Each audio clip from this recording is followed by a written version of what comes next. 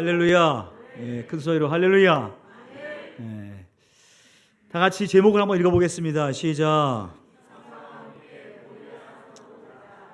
이삭과 함께 모리아 산으로 가자 라는 제목입니다. 오늘 예배에 나오신 여러분들 축복합니다. 지금 내가 예수님을 믿고 있다는 사실, 이 사실이 정말 큰 복이다라고 여러분 믿으십니까? 저는 항상 이 질문할 때는 솔직한 답을 요청해요. 진짜 믿냐 이거죠. 진짜 내가 예수를 믿는다, 내가 교회 다니고 있다, 내가 천국 간다, 이게 정말로 큰 복이라는 것을 믿으시냐 이렇게 묻는 것은 여러분에게 그냥 아멘이라는 얘기를 듣고 싶은 것이 아니고, 진짜 내가 믿냐 그거를, 물론 믿지요. 믿는데 제가 정말 그것을 믿는 것처럼 살고 있냐라고 정확한 질문이에요.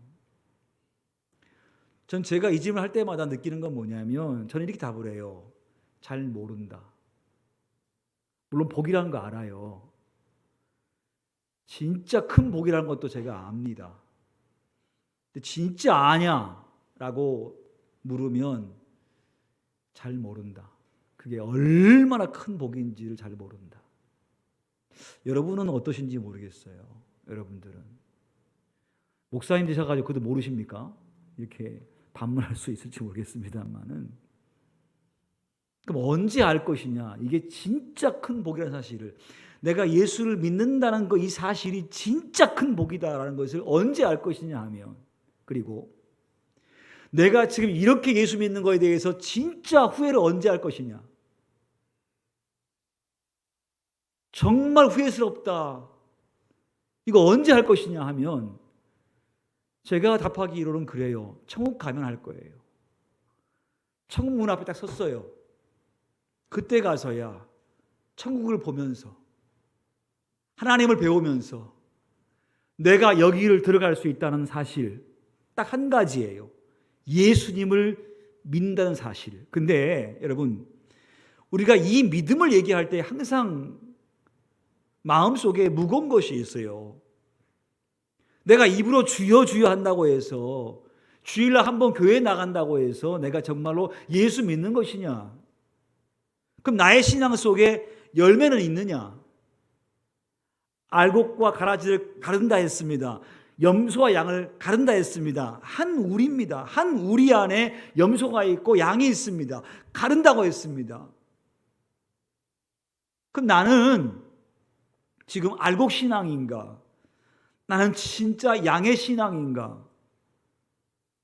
난 정말로 지금 내 신앙에 대한 열매를 가지고 있는가라고 할 때에, 그게 질문되어진 믿음이에요. 믿음이 있다는 사실, 반드시 그것이 따라오게 되어 있습니다. 단순히 교회 다닌다는 거 아니고, 나 예수 믿어, 이 고백만이 아니라 내 삶 속에서 그 고백이 진짜 되어질 때 그것을 믿음이라고 얘기하거든요. 천국 딱 갔더니요, 주께서 말씀하시기를 이리 와라, 들어와라, 네가 나를 믿으니 들어와라. 근데 천국이 너무나 엄청나요. 상상하기 어려울 정도로 엄청나요. 내가 여기를 들어간다는 사실을 그때 가서야, 야, 정말 믿음이란 게 정말 큰 복이었구나라고 그때 가서야 아마 정확히 알 거고, 그때 가서야 내가 왜 그렇게 예수 믿었지, 왜 순종하지 아니하고 주의 명령에 순종하지 아니하고 내 생각대로 믿었지, 정말 후회스럽다, 그때 가서야 후회할 것 같아요. 여기서는 안다고 하지만 잘 모르는 것 같고, 후회한다고 하지만 후회하지 않는 것 같고, 그저 그냥 오늘의 삶이 너무너무 좋고 평안하고 안정되어서 그냥 만족하고 살고 있는 나의 이 신앙생활이 진정한 믿음의 기쁨을 모르는 모습이 아닌가 싶어요. 여러분, 지금요 한국 교회에, 이 사회의 청소년 복음화율이 3%랍니다. 3%. 우리 주일학교 학생들, 중고등부 학생들, 대학생들의 복음화율이 3%래요.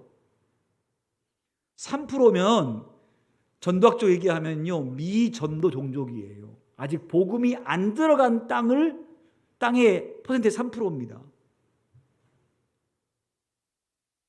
한국 사회에 젊은이의 복음화율이 3%랍니다.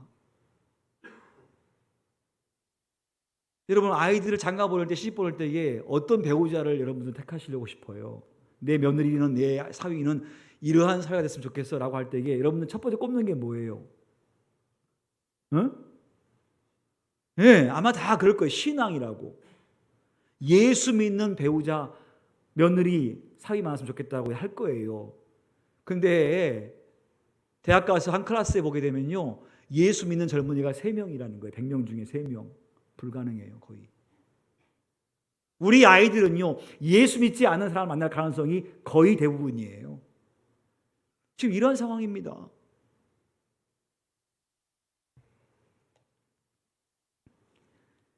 이렇게 좀 더 가면 한국 교회는요, 분명히 우리가 그렇게 경계했고 그렇게 안 될 거라고 얘기했던 유럽화 교회가 머지야 될 겁니다. 교회는 그저 그냥 60대, 70대, 80대 할머니만 나와서 앉아 있고 젊은이는 텅텅 비어 있는 교회. 우리가 정말 닮고 싶지 않다고 했던 유럽 교회의 모습이 한국 교회의 모습으로 다가올 날이 얼마 남지 않나라고 생각을 해요. 이대로 가면. 저는 2주 전에 노아에 관한 설교를 했습니다. 노아의 모든 가족이 방주에 들어갔다는 설교를 했습니다. 오늘 두 번째입니다. 아브라함과 함께 이삭이 모리아 산에 갔다는 얘기입니다. 아버지의 신앙이 아들에게 전수가 되었고 아들이 그 아버지 신앙을 그대로 따라했습니다. 노아가 120년 동안 방주를 지어요. 동네 모든 사람들은 노아를 미쳤다라고 얘기합니다. 120년 동안 방주를 짓습니다. 근데요, 홍수가 내릴 때에 노아의 가족은 다 방주에 들어갑니다. 이 말은 무슨 말이냐면 최소한 노아의 아내와 두 아들과 며느리, 세 아들과 며느리, 이들은 다 아버지의 신앙을 그대로 가했다는 거지요. 아버지가 방주를 지을 때 와 도와주었고 아버지가 하는 말을 그대로 믿었고 아버지가 야 이제 곧 비가 온다 들어가자 했을 때에 예 들어가시지요 하고 들어갔습니다. 아버지가 무슨 말을 해도 그대로 믿는 믿음을 가진 자가 노아의 가족이었습니다. 만약에 그들이 그 믿음이 없으면 아버지 욕했을 겁니다. 아버지 정신 있으십니까 지금? 무슨 비가 온다는 말씀이십니까? 이 땅에 한 번도 비가 온 적이 없습니다. 아침에 안개가 자욱이 끼고 샘이 나와서 땅을 적셨지 언제 비가 내렸습니까? 비가 도대체 뭡니까? 어떤 비가 오길래 이 배가 여기에서 뜬단 말씀이십니까? 미치지 않고서 이렇게 가능하겠습니까 아버지? 좀 제발 좀 정신 차리세요 라고 말했을 것이고 야 곧 비가 온다 들어가자 했을 때 무슨 얘기 하시는 거예요 아버지? 쨍쨍하지 않습니까? 하고 안 들어갔을 거예요. 다 큰 아들을 고삐를 잡고 데리고 들어가겠습니까? 힘으로 이기겠습니까? 근데 다 들어갔어요. 그 말은 무슨 얘기냐면 최소한 노아의 가족들은 노아의 말을 그대로 믿었고 순종했다는 사실이에요. 구원받은 것이 진짜 큰 복이다. 천국이 진짜 있다라고 우리가 생각을 하면 과연 부모인 나는 내 아이가 교회를 안 다니고 종교 안에 기독교라고 쓰지만 교회를 안 다니는 그 아이의 모습 보면서 그냥 이렇게 태어나게 있을 수 있을까? 안타까운 마음 없이 언젠간 가겠지. 공부 열심히 하다가 대학 가서 와라. 이렇게 태연하게 이야기할 수 있나? 내가 진짜 구원을 믿는다고 하면 하나님이 진짜 중요하다고 내가 진짜 생각한다고 한다면 내 아이가 내 가족이 그렇게 예수 안 믿어도 이렇게 태평하게 지나갈 수 있겠나? 진짜 믿는다 하면 그렇기 때문에 사실 제가 서두에 말한 것처럼 잘 모르고 있는 거예요. 그렇게 믿기는 믿고 알긴 알지만 사실은요 잘 안 믿는 거예요. 그저 그냥 내 아들이 이 땅에서 성공하고 출세하고 취업해서 그냥 잘 살면 됐지 뭐, 거기에 마음을 다 두고 있는 게 아닌가 싶어요. 창세기 18장 19절 말씀 보게 되면 하나님께서 아브라함을 부르신 목적이 있습니다. 한번 가보겠습니다. 몇 장 안 넘어가니까 두 장을 앞으로 넘기면 18장 19절 말씀을 한번 다 같이 읽어봐요. 창세기 18장 19절 말씀을 읽습니다. 시작. 내가 그로 그 자식과 권속에게 명하여 여호와의 도를 지켜 의와 공도를 행하게 하려고 그를 택하였나니 이는 나 여호와가 아브라함에게 대하여 말한 일을 이루려 함이니라 그랬어요. 자, 왜 하나님께 아브라함 택했냐면 그 자식과 그 권속 자손 내게 여호와의 도를 지켜서 의와 공도를 행하게 하기 위해서 내가 아브라함을 택했다 그랬어요. 그러니까 아브라함의 사명은 뭐냐면 자식한테 하나님 가르쳐 주는 것이고, 그리고 하나님 뜻대로 사는 것을 가르쳐 주는 것이고, 그래서 그 자식이 자기 신앙을 그대로 배우게끔 하기 위해서 하나님께서 아브라함을 선택하여 보냈다는 거예요. 그래서 그 아브라함은 그걸 잘 알았기 때문에 정말로 자식을 잘 키웠습니다. 자식을 잘 키웠어요. 아브라함이 이삭을 데리고 모리아 산으로 가거든요. 그리고 이삭을 결박합니다. 이삭이 결박을 당합니다. 죽이려고 합니다. 가만히 있습니다. 그러니까 아브라함의 신앙을 이삭이 그대로 받은 거예요. 그 신앙이 없으면 이삭이 거기에 묶일 수도 없고, 죽인다고 해도 도망가 버리면 어떻게 하겠습니까? 근데 그대로 하거든요. 그 말은 무슨 말이냐면 이삭이 아버지의 신앙을 그대로 받은 거예요. 그렇기 때문에 가능한 거거든요. 지금 우리를 보세요. 여러분의 신앙이 여러분의 아들과 딸에게 전수가 됐습니까? 자, 여기서 전수란 말은 무슨 말이냐면 이 아브라함이 하나님께 순종한 것처럼 이삭도 순종하거든요. 최소한 아브라함의 신앙을 이삭이 그대로 받은 거예요. 자, 내 아이들이 내가 교회에 순종하고 충성하는 만큼 내 아이들이 그렇게 하고 있냐는 거예요. 이것을 전수라고 얘기해요. 교회 그냥 한번 교회 나오는 거 말고, 물론 그것도 참 중요하긴 해요. 근데 거기에서 끝나는 것이 아니라 아버지의 신앙의 헌신과 아이의 신앙 헌신이 똑같은 거예요. 그게 전수예요. 그래서 아버지가 없어도 아들은 아버지가 한 일을 그대로 해요. 그게 전수거든요. 근데 우리가 보다시피 지금 우리는요, 아버지 신앙과 어머니 신앙이 그 다음 때로 전달이 안 돼요. 보듯이 교회에 나오는 성도, 아버지의 헌신과 어머니 헌신 아이들이 따라 합니까? 거의 안 합니다. 심지어 나오지 않습니다.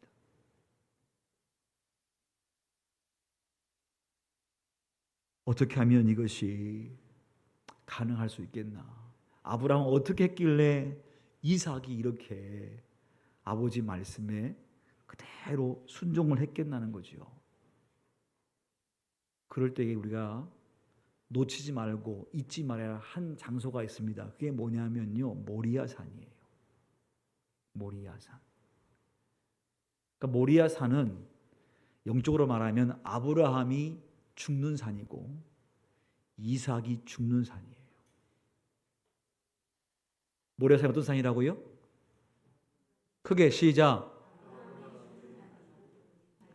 그게 아브라함이 죽은 산이고 이삭이 죽는 산이에요. 여러분 생각해 보세요.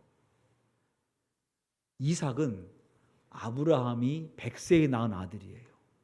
하나밖에 없는 아들이에요. 지금 그의 나이가 약 25세가 되었어요. 요세푸스에 의하면 그 또 아브라함 나이가 137세예요. 그 늙은 아브라함에게 이삭은 너무 귀한 자식이에요. 말로 표현할 수 없는 자식이란 말입니다. 근데 하나님께서 이 아브라함에게 이삭을 바치렵니다. 그 말은 무슨 말이냐면 아브라함아 너 이삭을 죽인 다음에 소를 잡듯이 양을 잡듯이 각을 떠 내장 다 끌어내고 분리한 다음에 그 각든 이삭을 번제단에 올려놓고 불로 태워 이 말이에요. 이 말을 아브라함이 들어요. 상상할 수 없는 얘기예요. 100세에 낳은 아들이고 그의 마음속에 어떤 마음이 들겠습니까, 여러분? 성경에는 안 나와 있지만 충분히 아브라함은 이랬을 것 같아요. 하나님 무슨 말씀이십니까? 무슨 자식을 바치란 말이에요? 하나님께서 언제 그런 적 있으십니까? 양이나 염소나 소는 바치라 했지만 언제 한 번이라도 사람을 바치라 한 적이 있습니까? 근데 왜 아들을 바치라고 하신 겁니까? 어떻게 아버지가 아들을 바칩니까? 그냥 나를 죽이라 하시지요. 제가 가지고 있는 소, 양, 염소, 비둘기, 이 짐승 제가 다 드리겠습니다. 어떻게 아들을 바치라 하십니까? 이런 마음이 안 들었겠냐고요. 똑같은 아버지인데 똑같이 아버지인데 그 마음 안 들었겠냐고요.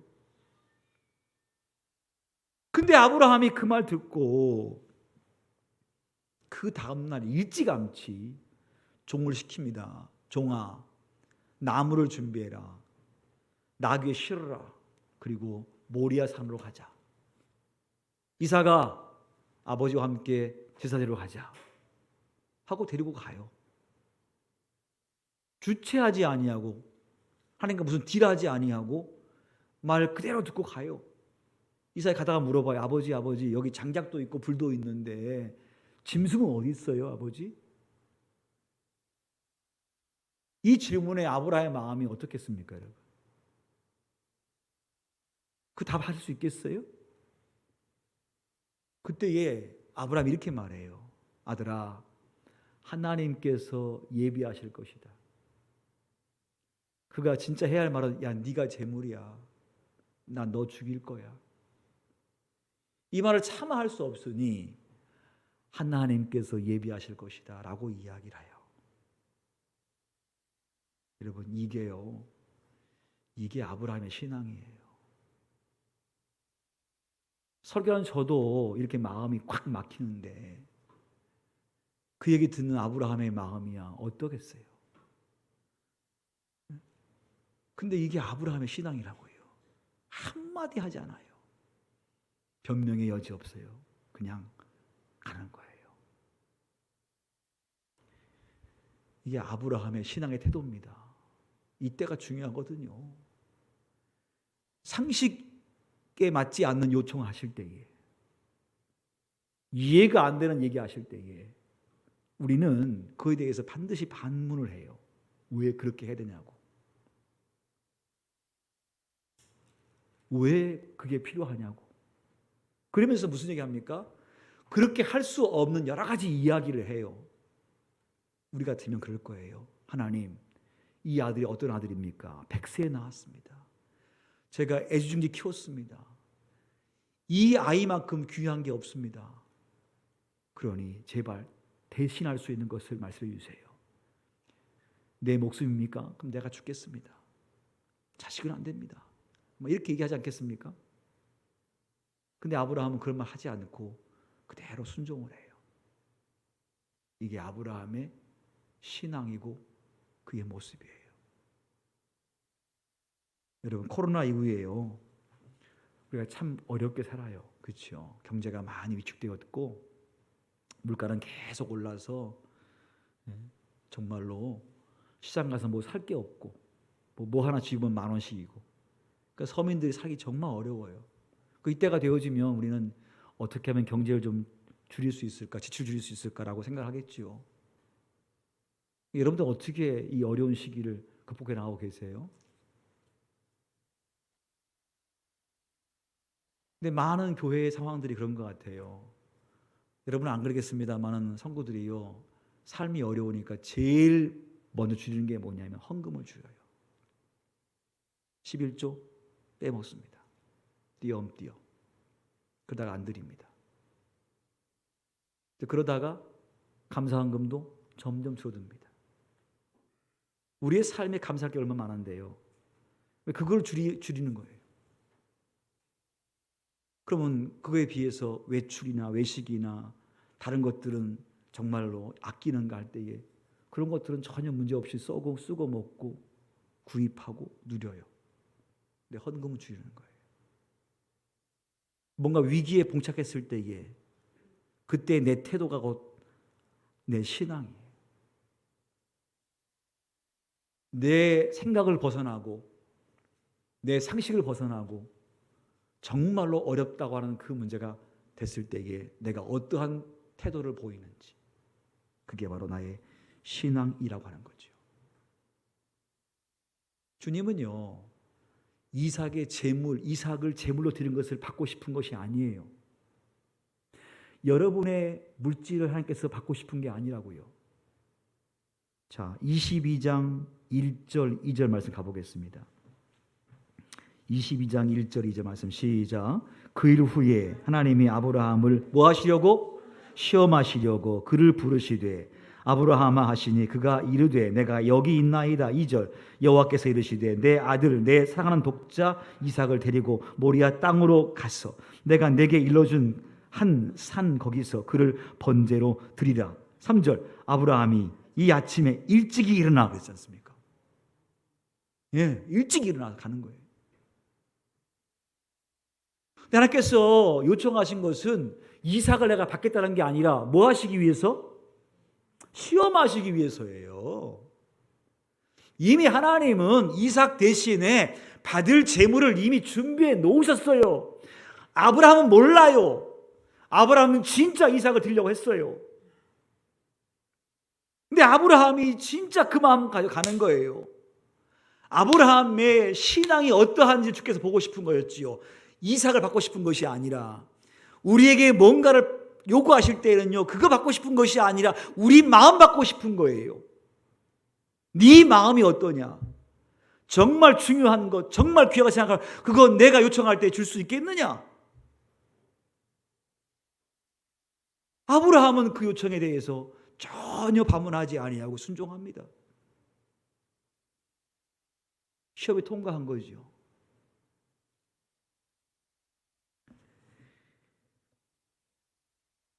사실 우리 모두는요, 신앙을 옵션으로 생각하고 있지 않나 싶어요.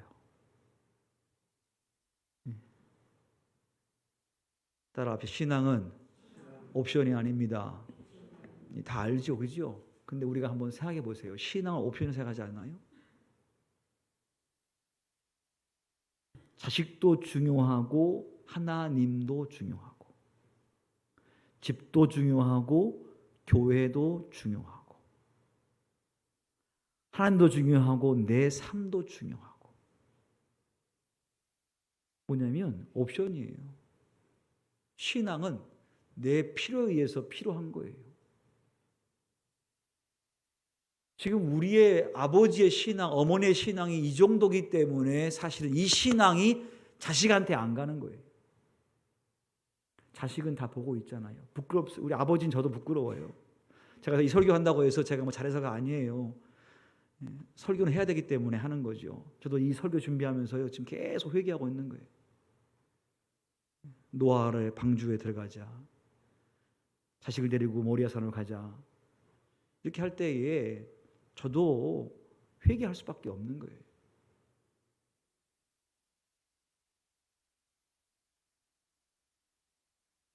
근데 이삭이 아버지의 말에 이렇게 순종하는 걸 보게 되면 도대체 이삭은 도대체 무슨 마음이 있었기에 그렇게 순종했을까? 우리가 오늘 본문 속에 주목할 것은요, 이삭의 헌신이에요. 아까 말한 것처럼 이삭은 나이가 약 25세입니다. 아브라함 나이가 약 137세입니다. 그 노인네예요. 137세가 삼손 같은 힘이 있겠어요? 아들 붙잡으면 아들이 툭 치면 나가 떨어지는 나이예요. 20세 혈기왕성한 이삭이 아버지 왜 이러십니까? 왜 나를 결박하세요? 저를 죽인다고요? 도대체 무슨 말씀하시는 거예요? 하고 뿌리치고 도망가 버리면 그 나이든 아브라함이 쫓아갈 수 있겠어요? 못 쫓아가요. 근데 오늘 말씀 보니까 그가 결박당했고 그가 제물이 되려고 하거든요. 그 무슨 말이냐면 이삭은 아버지께서 말한 바대로 그대로 순종한 거예요. 왜 가능하겠어요, 여러분? 그 젊은 나이에 20대 젊은 나이가 말 듣습니까, 여러분? 여러분 아이들 대학생들한테 야 교회 가자 하고 얘기하면 싫어요 얘기하겠죠. 그러면 가야 할 이유를 설명해요. 그럼 그 아이가 그거 듣고 예 알겠어요 하고 옵니까? 아니면 자기 얘기합니까? 대부분 그 자기 얘기해요.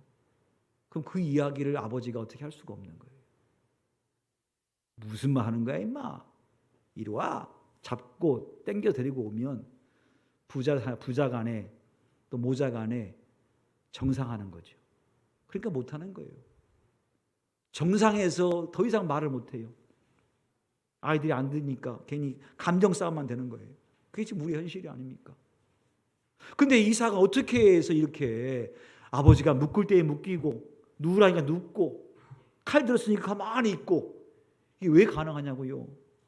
왜 가능했냐면 이삭은 아브라함의 믿음을 봤거든요. 오랜 시간 동안.